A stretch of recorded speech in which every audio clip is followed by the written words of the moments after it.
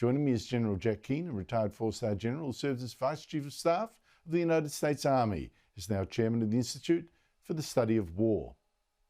General Keane, great to catch up with you. If Putin did have Navalny murdered, the question is, what does that tell us about how Putin's feeling and how his regime is travelling? This is what Navalny himself said it would mean in a film recently shot of him. Не надо, нельзя сдаваться. Если это произошло, это означает, что мы необыкновенно сильны в этот момент, раз они решили меня убить. So what, General, do you think the death means?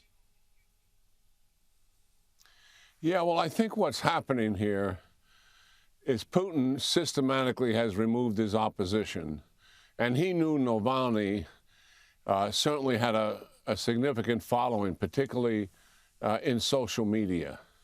But Putin, what it demonstrates to me is his paranoia and insecurity that Putin really has. You know, he's in power 24 years. He's going to get another 6 years in March as a result of a fraudulent election. But he still doesn't want any opposition at all. And what is the reason for that? Like other dictators, particularly President Xi, the mullahs in Iran, he fears his own people. And he doesn't want anything that will galvanize them in opposition to himself. So he goes way out of his way to ensure that doesn't happen, even though it was very unlikely to happen because of how much Putin is controlling, one, a fraudulent election, and two, not permitting protests of any consequence, since he has organized over 100,000 of the National Guard to stop protests immediately when they begin. And by the way, so our audience understands, this past week they have been arresting people simply for putting flowers in certain places in honor of Navalny, and they've been whisked off to jail by his thugs. They don't want anything to start like he saw in 2011, fraudulent election, hundreds of thousands of people in the street demonstrating against him. He learned that lesson, and that is why he so systematically eliminates his opposition, but also makes certain that the people are not in a position to demonstrate in any consequential manner whatsoever. And it's the other reason why he feeds them state propaganda 24/7. And by and large, the Russian people are still supporting Putin, despite challenges he's had with the war, despite the economy that's in the tank, and despite the fact that, Andrew, just recently he's gone to a war-footing economy, and he's spending 9% of his GDP on defense at the expense of the Russian people. They're putting up with all of that, sadly to say.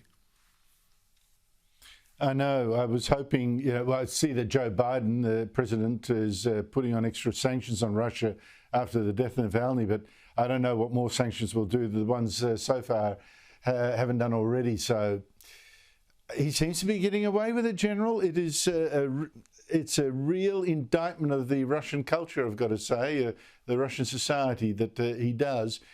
Meanwhile, President Biden's also getting his Secretary of State, Anthony Blinken, to talk to India and to China about new weapons. Russia is said to be developing nuclear weapons now in space.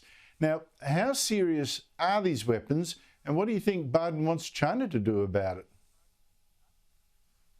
Yeah, well, I've had some pretty good sources on this, and yes, Russia is developing a nuclear capability to put it in space to blind the satellites if they set that bomb off. So our audience understands, in the early 1960s, the United States first and Russia second both detonated nuclear weapons in space just to see and understand what the impact would be detonating something in low orbit as opposed to on Earth.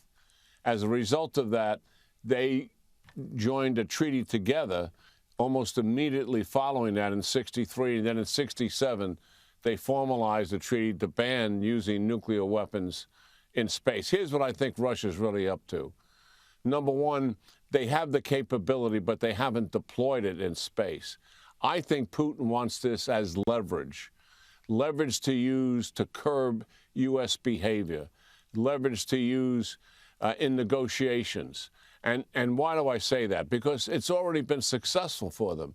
They have been brandishing the use of tactical nuclear weapons in Ukraine for 2 years.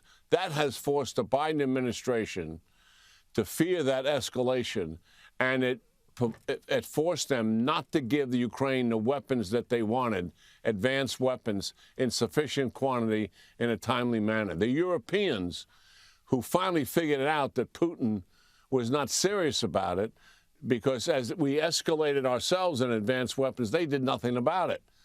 They pushed the tanks on America. They pushed the long-range missiles on America. This is the Europeans forcing the Biden administration, and they forced the F-16s. I believe Putin knows he has the threat of deploying that weapon even, that he has leverage, and I think he will use it. The United States will likely not deploy a nuclear weapon into space that would blind our own satellites, not just Russian or Chinese satellites, and the satellites of our allies. It's not something the United States is going to take on. And Russia certainly knows full well that if they detonated that nuclear weapon that they deployed, that would impact China and blind them as well as their other allies. And believe me, the reason why they're talking to China and India is for that reason. China, who has advanced capabilities beyond the United States in space. We have led with space exploration, to be sure. China wants to do a lot of that themselves. But in terms of satellites, hypersonic glide vehicles, and other devices, and very close to weaponizing space, China doesn't want any part of Russia deploying a nuclear weapon in space, or certainly detonating something like that. So, yes, we should be talking to China about it. I think China gets it themselves without us actually talking to them about it. Well, that's fascinating. That's the first sign of a potential split in China's support for Russia that we've seen, or a serious one. So, well, your analysis, very much hoping that is correct. Sounds right. Hope it's right. Jack Keane, General Jack Keane, thank you so much indeed for your time. Yeah, always good talking to you, Andrew. Thank you.